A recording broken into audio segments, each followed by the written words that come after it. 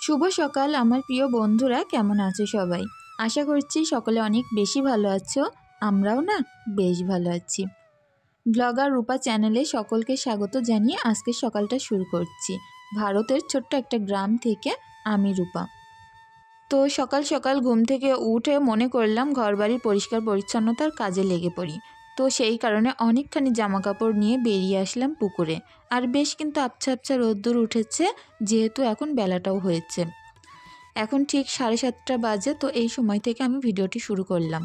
সকালবেলা ঘুম থেকে উঠে না অনেকগুলো কাজ আমি করেছিলাম, যেগুলো তোমাদের সাথে শেয়ার করতে পারিনি। তো প্রত্যেক দিন শরীর একই রকমভাবে যায় না, শরীরটা একটুখানি খারাপ ছিল, যার কারণে কিন্তু আমি শেয়ার করতে পারলাম না। তো এখানে ছিল আমার কিছু ওড়না, ঈশার জামা প্যান্ট, সিমরানের আর ওর পাপার, বেশ অনেকগুলোই ছিল। শীতকালের সকালে না যেহেতু রোদ্দুর তাড়াতাড়ি চলে যায়, সেই কারণে কিন্তু সকাল সকাল আগেই কেচে দিই আমি, যাতে করে জামা কাপড়গুলো ওদিকে শুকায়, তারপরে আমি অন্য অন্য কাজগুলো করি। তো কাল যেহেতু অনেকখানি মাটি তুলে রাখা হয়েছে, আজ একটা মাটির উনুনও পাতবো। অবশ্যই তোমরা পাশে থেকো, যতদূর সম্ভব আজ করব। তবে যেহেতু ভিজে মাটি, একদিনে কোনো দিনই সম্ভব হবে না। মাটিটা যদি একটু শক্ত থাকে তাহলে আজকেই সব কিছু করে ফেলবো, আর যদি দেখি খুব বেশি নরম তাহলে আজকে জাতান দিয়ে রেখে পরের দিন শুরু করব। তো এদিকে হাজব্যান্ডের একটা প্যান্ট খুলেছে, দেখো প্রচুর বেশি নোংরা, যার কারণে আরও একবার সার্ফ দিয়ে নিলাম। তো আমরা যে জামা কাপড়গুলো পরে থাকি, আমি দেখি বিশেষ করে নোংরা অনেকটাই কম হয়, কিন্তু হাজব্যান্ড যেহেতু বাইরে কাজ করে, ওর জামা প্যান্ট প্রচুর নোংরা হয়। প্রত্যেক দিন এত এত জামা কাপড় কাচি, তারপরেও সেই একবার করে পরে এতটা বেশি নোংরা হয় কি বলবো। তো দেখো এগুলো তো প্রত্যেকটাই ছোট ছোট ছিল, বসে বসে আছাড় দিয়ে নিচ্ছিলাম, আর খুব ভালো লাগছিল রোদ্রের মধ্যে কাজ করতে। তো কাল আমি বলেছিলাম যে আমার মেয়েকে বোর্ডিংয়ে দিতে যাব, কেমন কি হয় অবশ্যই তোমরা জানিও, ভালো হবে কি খারাপ হবে। তো সেখানে আমার অনেক বন্ধুরা কমেন্ট করেছো আমি যদি দিই অনেক ভালো হবে, তো অনেক ধন্যবাদ বন্ধু। আর অবশ্যই চেষ্টা করব কোথায় দিচ্ছি, কিভাবে কি করছি তোমাদের সাথে শেয়ার করতে। তো যাই হোক বন্ধুরা, আমি এদিকে কাজ করছিলাম, ওদিকে সিমরান পড়াটা করে রেখে উঠেছে। আর বাচ্চাদের কি বলো তো, একটানা পড়ালে না ওদের অনেকটা কষ্ট হয়, সেই কারণে মাঝে মধ্যে একটু ফাঁক দিতে হয়। তো সিমরান এখন উঠে ঈশার সঙ্গে বসে বাইরে রান্না করছিল, আর আমার জায়ের মেয়ে এসেছে, ওরা একটুখানি দুধ বের করে এনেছে ফ্রিজ থেকে, এনে কিন্তু লাচ্চা রান্না করছে মাটির কড়াইয়ে। তো আমার কাঁচা ধোয়াটা কমপ্লিট হয়ে যাক, তোমাদের সঙ্গে সেইটাও শেয়ার করব কেমন কি করে করছে। আর উনুন ধরাতে পারছে না, ছোট্ট একটা উনুন সিমরান করেছে, সেটাই করছিল। তো এই প্যানটা দেখো যত কাচ্ছি ততটাই ময়লা বের হচ্ছে, হয়তো স্পিডটা বাড়ানো আছে বলে মনে হচ্ছে, সামান্য একটু 2-1 বার থাবা দিয়ে নিয়েছি। অনেকক্ষণ ধরে কাচার পরে অবশেষে প্যানটা পরিষ্কার হয়েছিল। তো সকালের এই সুন্দর পরিবেশের মধ্যে কাজ করতেও কিন্তু বেশ ভালো লাগে। আর এখন দেখতে পাচ্ছ চারিদিক থেকে রোদ্দুর উঠে এসেছে, যেহেতু বেলাটা গড়ছে সেই কারণে। সকাল সকাল শীতের সকালে রোদ যেমন সুন্দর আসে, ঠিক খুব তাড়াতাড়ি দুটোর মধ্যেও আবার চলে যায়। তো এই যে বেলাটা অনেকটাই ছোট, এই সময় পেরে ওঠা যায় না। এটা আবার কী হবে বলো তো, 25শে ডিসেম্বরের পর থেকে কিন্তু একটু একটু করে বেলা বাড়তে থাকে, তখন আবার এই কষ্টগুলো একটু কম হবে, যে বেলাটা বড় থাকলে দেরি করে কাজ করলেও অসুবিধা হবে না। তো ঘরের অনেকগুলো জিনিসপত্র আজ পরিষ্কার করলাম, সানসেটটা পরিষ্কার করলাম, খাট দুটো গুছিয়ে সুন্দর করে ঝাড়ু দিয়ে সমস্ত ফুল গাছের টবের জায়গাগুলো পরিষ্কার করলাম। করেই কিন্তু বাইরে কাঁচা ধোয়া করতে এসেছি। ঘরের কাজ আমার মোটামুটি শেষ, আর রান্নার দিকেও যেতে হবে। তো এদিকে আমার জায়ের মেয়ে এসেছে, সিমরান, ঈশা সবাই রান্না করছে। তো দেখো এদিকে এখন লাচ্চা রান্না হবে, দুধ জাল করছে ওরা। আর তারপরে কিন্তু লাচ্চাগুলো লাস্টে ঢেলে দিয়েছিল। তো সিমরান তো অনেক বেশি এক্সাইটেড ছিল কেমন রান্না করব প্রথম, আর ঈশা তো তার থেকে বেশি এক্সাইটেড ছিল যে কখন রান্নাটা হবে আর ও খেয়ে নেবে। তো সকালবেলা এই সকল জিনিসের মধ্য দিয়ে ওরা কিন্তু যাচ্ছিল, আর আমার দেখে প্রচুর হাসি পাচ্ছিল যে না, ঈশা কিন্তু খুব সুন্দরভাবে একটা মুডে বসেছিল, লাচ্চাটা কখন রান্না করবে ওর আপা আরও খেয়ে নেবে। তো এরকমই একটা ব্যাপার জানো তো। আর এখানে দেখো প্রচুর রোদ্দুর চলে এসছে, আর এখন কিন্তু জামা কাপড়গুলো মেলার সাথে সাথে ঘন্টা খানিকও লাগবে না, শুকিয়ে যাবে। আমরা সকলেই হয়তো জানি শীতকালের রোদ্দুর কিন্তু অনেকটাই নিভে নিভে টাইপের হয়, হয়তো জোর হয়, তবে খুব বেশি গরম হয় না। তো সকালে 2 কাপ চা করেছি, সকল কাজকর্ম করে এসে এখন আমি আমার জায়ের মেয়ে খাবো আর ঈশা সিমরানকে অন্য কিছু দেব। বিস্কুটগুলো না খুব বেশি সুন্দর ছিল, অনেক দিন পরে পেয়েছি সূর্যমুখী বিস্কুট, তার সঙ্গে আবার ভিতরে কুকিজ দেয়া, অনেক ভালো লেগেছিল বিস্কুটগুলো। তো এদিকে দেখো মাটির যে ক্যারেটটা ছিল সেটা আমি মোটে সরিয়ে আনতে পারছিলাম না, এতটা ভার হয় মাটি কি বলবো। আমি প্রথমে দেখে ভেবেছিলাম মাটিগুলো হয়তো একটু শক্ত টাইপেরই হবে, কিন্তু এখন দেখছি প্রচুর বেশি নরম। এগুলো দিয়ে না মোটে শেপই দেওয়া যাবে না উনুনের, কারণ দেখবে উনুন তৈরির সময় কিন্তু একটু শক্ত মাটি হলে উনুনের শেপটা খুব সুন্দর আসে, আর নরম মাটি হলে যেদিক থেকেই শেপ দেবো অন্য দিক থেকে গলিয়ে আসে।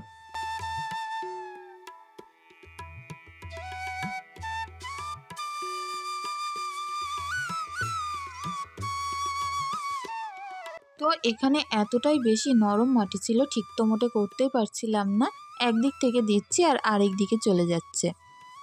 তো তার মধ্যে কাজ করছিলাম আর রৌদ্রের মধ্যে বসেই করছি, যাতে করে মাটিটা কালকে যেন একটু টেনে যায় আর আমি যেন উনুনটা করে ফেলতে পারি।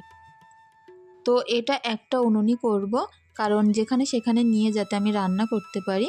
বর্ষাকালে তোমরা হয়তো জানো আমার উঠোনে পানি উঠে যায়, আর খুব বেশি বর্ষা হলে রান্নাঘরে উঠে যায়। তো সেই কারণে এই উনুনটা করে আমি ওপরের দিকে যাতে রেখে দিতে পারি, বর্ষার টাইমে আমি রান্না করতে পারি। তো আমি যেহেতু বাইরে আছি সেই কারণে কিন্তু ঈশাও বাইরে খেলা করছিল, এই যে নারকেল গাছটার ওপরে খেলছিল। আমার নাম ঈশা। আমি কিমা সুন্দর কমেন্টে লাইক করো, একটা সামলাই করো তোমরা কেমন মামাকে কেমন লাইক করে মামাকে ভালোবাসে মেয়েটা, তাই একটা কমেন্টে লাইক করলে। তো এই যে এতগুলো কথা একসঙ্গে বললো হজবরলা, তোমরা কি কিছু বুঝতে পেরেছ?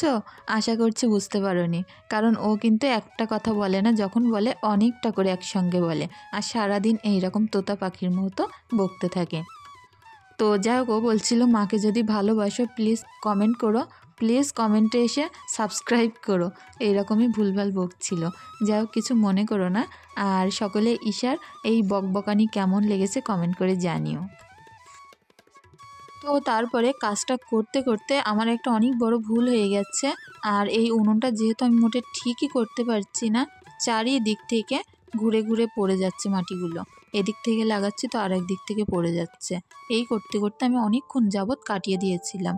তো তারপরে গর্তটা বন্ধ করে ওইভাবেই রেখে এসেছি একটু টেনে যাওয়ার জন্য। তো এদিকে ঘরে এসে হাত টাতগুলো ধুয়ে সুন্দর করে পরিপাটি হয়ে এখন ঈশাকে খাওয়াতে লেগেছি, কারণ এখন যেহেতু বেলা 10টা বাজে, ওর খাওয়ার টাইমও হয়ে গেছে, সুন্দর করে একটু ভাত খাইয়ে দিচ্ছিলাম। আর আমি না বেশিরভাগ টাইম চেষ্টা করি বাচ্চাদেরকে ভাত খাওয়ানোর জন্য, যখন না খাই তখন অন্য কিছু খাওয়ানোর চেষ্টা করি। তো আমি মনে করি অন্য সকল খাবারের থেকে আমার তো মনে হয় মাছ, সবজি, ভাত, মাংস এগুলো খাওয়ানো বেশি উপকার। এমনিতেও ঈশা মাংস তেমন খায় না, ও একটু সবজি আর মাছ অনেক পছন্দ করে। তো এখন খাইয়ে নিয়েছিলাম, আর তোমরা দেখতেই পেলে অধিকাংশ খাবার জানলার ওপরে উঠেই খেলো, আর বাদবাকিটা টেবিলের ওপরে বসে চেয়ারের ওপরে বসে খেলো।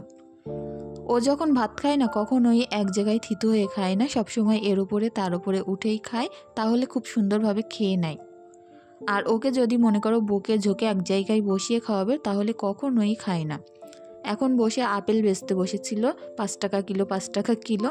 তো তার মধ্যে আমি ভাবলাম ও যখন খেলা করছে আমার সবজিগুলো কেটে গুছিয়ে রাখি, তারপরে ওর স্নানটা করাবো, আমি স্নান করব। ফ্রিজ খুলতেই দেখি কোনো রকম সবজি ফ্রিজে নেই, শুধু ছিল একটু টক পালং আর একটু সিম। তো ভাবলাম কি আর করব, মাছও তো কেনা হয়নি, ফ্রিজে একটুখানি মাছ ছিল, 2 পিস চেলা মাছ ছিল আর একটুখানি লোটে মাছ ছিল।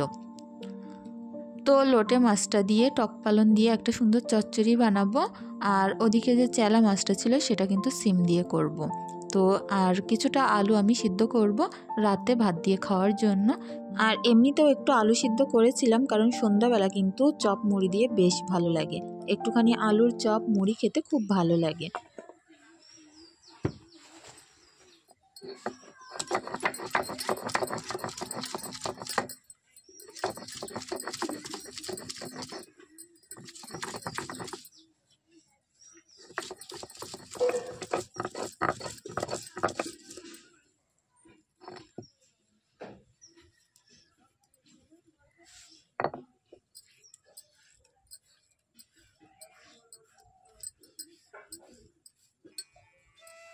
তো স্নানটা তো আমি সেরে ফেলেছিলাম, এখন বাটনাটাও করে নিলাম। তো ঈশার স্নানটা করিয়ে দিয়েছিলাম আর ওকে ওই ঘরে ফিটার দিয়ে ঘুম পাড়িয়ে দিয়ে আসলাম। এখন সুন্দর করে নিজের মতো করে একটু রান্না করে নেব। বাচ্চারা দেখবে যে টাইমটায় ঘুমায় ওই টাইমটায় রান্না করতে না খুব সুবিধা হয়। তো চলো বন্ধুরা, রান্নাটা বসাতে বসাতে আমার কিছু বন্ধুদের কমেন্টগুলো পড়ে নেওয়া যাক। আর এদিকে না আমার যে সকাল সন্ধ্যা পেপারগুলো বাদ যায়, খাবারের ঠোঙা পেপার সবটা আমি একটা বালতিতে করে রাখি।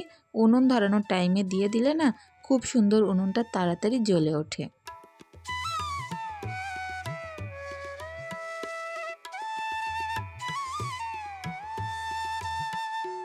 তো কাল আমার এক বন্ধু জ্যোৎস্না কারিগর, সে বলেছিল তোমার মেয়েকে যখন দেবে আমাকে একবার বলো। তো অবশ্যই বোন, যদি সব কিছু ঠিকঠাক থাকে মেয়েকে দিই অবশ্যই তোমার সঙ্গে একবার যোগাযোগ করব আর একসঙ্গেই দেব। করুণা বালা বলেছ পুকুর ধারে রান্না করলে ভালো হবে। তো অবশ্যই চেষ্টা করব আমি যে নতুন উনুনটা বানাচ্ছি সেটা নিয়ে পুকুর ধারে রান্না করার জন্য। আমারও না একটু ফাঁকা জায়গায় রান্না বান্না কাজকর্ম করতে খুব ভালো লাগে। আফরোজ কিচেন থেকে বলেছ দিদিভাই তোমার ভিডিও সবসময় অনেক ভালো লাগে আর তোমার মোমো বানানোটা অনেক সুন্দর হয়েছে। তো অনেক ধন্যবাদ বন্ধু।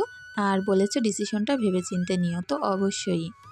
পাখির সংসার, ইন্ডিয়ান ব্লগার মম নূর, আসমা বিবি, বিশ্বজিৎ, মধুমিতা, হালিমা খাতুন, জান্নাত ফিরদৌস, মোহনার দিকে আফরিনা খাতুন। তো আফরিনা খাতুন বোন আমাকে বলেছ আমিও আমার বড় মেয়েকে বাড়ি রাখিনি।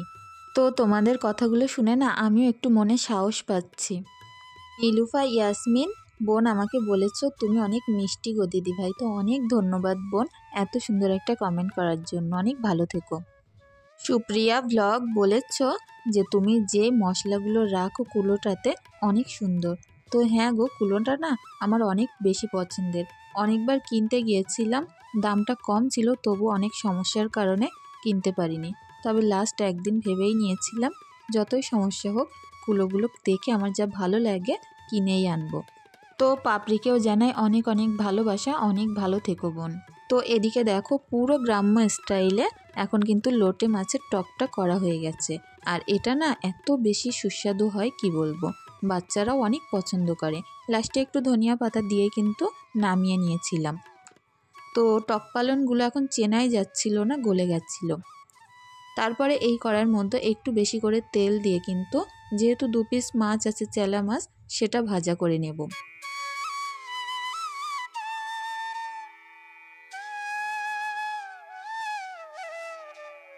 আর আমি না সবসময় চেষ্টা করি একটা কড়াইয়ের মধ্যেই রান্নাগুলো করে ঢেলে নিতে, যাতে করে কালি পরে একটাই পড়ুক, 2-3টে যাতে কালি না হয়। তো যে সকল বন্ধুরা আমাকে কাল কমেন্ট করেছিলে তাদেরকে জানাই অনেক অনেক ভালোবাসা। তো সিম আলু করবো, তার জন্য মশলাটা সুন্দর করে ভাজা ভাজা করে নিচ্ছি। এর মধ্যে লঙ্কার গুঁড়ো জিরের গুঁড়ো অ্যাড করে দিচ্ছি। বাড়িতে না একটাও কাঁচা লঙ্কা ছিল না, তো সেই কারণে কাঁচা লঙ্কা বাটাটা দিতে পারলাম না। এই কালারের সবুজ জাতীয় সবজির মধ্যে একটু কাঁচা লঙ্কাটা দিলে না সেন্টটা খুব সুন্দর আসে, খেতেও খুব ভালো লাগে। তবে নেই তো কি করা যাবে, ওই কারণে গুঁড়ো লঙ্কা দিলাম। আর সিদ্ধ হওয়ার জন্য বেশি করে একটু পানি দিয়ে দিচ্ছি। তো তারপরে বেশ কিছুক্ষণ ঢাকা দিয়ে রেখেছিলাম। আর এদিকে ভাতটাও হচ্ছিল, জাল টালগুলো ঠেলে দিচ্ছিলাম। এখন দেখো সিমটা প্রায় সিদ্ধ হয়ে এসেছে। তো সিম না আমি সবসময় চেষ্টা করি সুন্দর করে ঘুটে নিয়ে তারপরে ঝোল দিই, কি এমনি চচ্চড়ি করি যা করি সিমটা এরকম একটু ঘেটে নিই। আমার কাছে সিমটা আস্ত থাকলে না দেখতে মোটেও ভালো লাগে না, তো সেই কারণে অন্য দিন আমি সিমটা কিন্তু একদম শুকনো শুকনো করি। আজকে একটুখানি ঝোল দিলাম যেহেতু এতে 2 পিস মাছ দেব। তো ওই যে টকটা করলাম ওটা হাজব্যান্ড খাবে না, কারণ ও লোটে মাছ বলো টক জাতীয় কিছু তেমন খায় না। আর এদিকে আমি কিন্তু এই যে সিমের তরকারিটা করলাম এটা হাজব্যান্ডের জন্য। তো আমার রান্নাটা কিন্তু প্রায় কমপ্লিট। আর ওদিকে ভাতটাও খুব সুন্দর উতলে গেছিল। তো রান্নাটা নামিয়ে নিয়ে তোমাদের সঙ্গে দেখা করব খাওয়া দাওয়ার পরে আবার বিকালবেলা। তো দেখো ভাতটা নেড়েচেড়ে দিচ্ছিলাম, একটুখানি শক্ত আছে যেহেতু ভাতের হাঁড়িটা এপাশে বসিয়ে দিয়ে আমি রান্নাঘরটা এখন পরিষ্কার করে ফেলবো। প্রত্যেক দিন রান্নাও শেষ হয় আমার রান্নাঘরে পরিষ্কার পরিচ্ছন্ন হয়ে যায়, কারণ জানোই তো রান্নাঘর যখন রান্না করা হয় প্রচুর বেশি নোংরা হয়। তো রান্নার শেষে একেবারে সুন্দর করে সব পরিপাটি করে গুছিয়ে নিই। আসলে পরিপাটি সংসারের খুব শক্ত, সকাল থেকে কষ্ট করে কাজ করে অনেক তাড়াহুড়োর মধ্য থেকেও সংসারটাকে খুব সুন্দর করে গুছিয়ে রাখি। আর বাড়িতে যেদিন সবজি টবজি না থাকে সেদিনও কিন্তু একটু বুদ্ধি করে চালিয়ে নিতে হয়, কারণ আজ যেহেতু কোনো কিছুই তেমন ছিল না আর ফ্রিজেও একটু একটু মাছ ছিল, সেগুলো বের করে দুপুরের রান্নাটা সারলাম। বাজার থেকে কিচ্ছুই আনা লাগেনি। তো খাওয়া দাওয়া কমপ্লিট করে এখন আসছি ছাদের ওপরে। তো আমার ছাদের ওপর থেকে শুধু ভিউটা দেখো, এতটাই সুন্দর আসে চারিদিকের, যে সুন্দর পুকুর, বিল, জলকর সব কিছু মিলে অসাধারণ একটা ব্যাপার। আর কিছুদিন আগে পর্যন্ত এই সকল জায়গায় সব শাপলা পদ্ম ফুটেছিল, তখন না দেখতে আরও বেশ ভালো লাগতো। তো আমি এখন সমস্ত জামাকাপড় যেগুলো সকালে পরিষ্কার করেছিলাম সেগুলো এখন ভাঁজ করে গুছিয়ে জায়গা মতো রেখে দেব। আর বন্ধুরা, এরপরে ভিডিওটি আমি আর কিন্তু বাড়াতে পারবো না। তো আজকের ভিডিওটি তোমাদের কেমন লেগেছে প্লিজ কমেন্টের মাধ্যমে জানিও। আর সকলে আমার ভুল ত্রুটিগুলো ক্ষমা সুন্দর দৃষ্টিতে দেখো। তো ছোট বোন ভাবো, বড় বোন ভাবো, যেটাই ভাবো না কেন, ভিডিওটি অবশ্যই ক্ষমা সুন্দর দৃষ্টিতে দেখার অনুরোধ রইল। তো এদিকে দেখো সমস্ত জামাকাপড় ভাঁজ করে নিয়েছিলাম, আর ঈশা ওদিকে বসে বসে বিস্কুট ভিজিয়ে খাচ্ছিল। তো আমাকেও না একটা দিয়েছিল খাওয়ার জন্য। তো সবসময় না জামাকাপড় চেষ্টা করি কেচে ধুয়ে শুকিয়ে সঙ্গে সঙ্গে ভাঁজ করে নেওয়ার জন্য, কারণ এগুলো যদি টাল করে রেখে দিই না ওইভাবেই থেকে যাবে। তো সকলে অনেক বেশি ভালো থেকো, সুস্থ থেকো, আমাদের জন্য একটু দোয়া ভালোবাসা আশীর্বাদ রেখে যেও। তোমাদের জন্যও না আমার তরফ থেকে অনেক বেশি দোয়া ভালোবাসা রইল। এখন কিছুক্ষণ এখানে বসে থাকবো, সিমরান ঈশাকে খেলা করিয়ে তারপরে নিচে গিয়ে আবার বই নিয়ে বসাবো।